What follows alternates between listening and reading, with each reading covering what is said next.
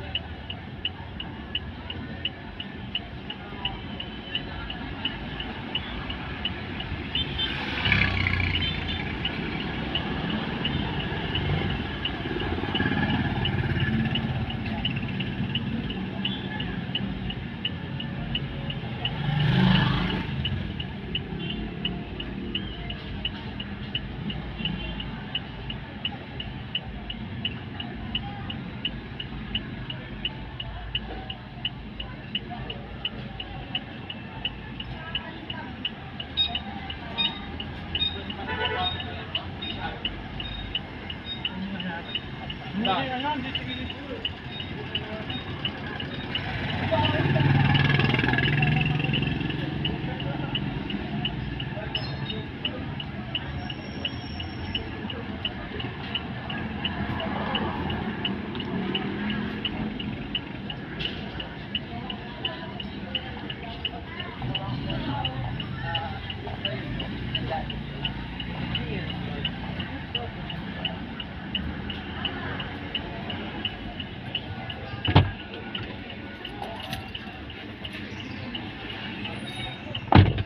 So yun mga idol, napuntahan na natin at natulungan natin si nanay. Tuwan-tuwa naman siya. Ayun, naabutan na natin ang tinapay. Tsaka binigyan natin siya ng kaunting halaga. Maraming salamat daw. So wala tayong mouthpiece, hindi ko siya ma-interview kasi hindi pa tayo complete sa pag-vlog. Ayun, maraming pa tayong matutulungan mga idol. Sana sa lahat na makakakita nito, tulungan natin yung mga ganyan na hindi na makatrabaho, yung hindi na masyado makakapaglakad. Tulungan po natin yan kasi sarap tulungan, kasi nakakatulong tayo, sarap sa puso. Ayun mga idol, at hanggang dito na lamang. Yun, tonto si nanay, tulungan natin kahit sa konting halaga. Yan, salamat. Sana po supportahan natin to mga idol. Thank you po and God bless po sa ating lahat.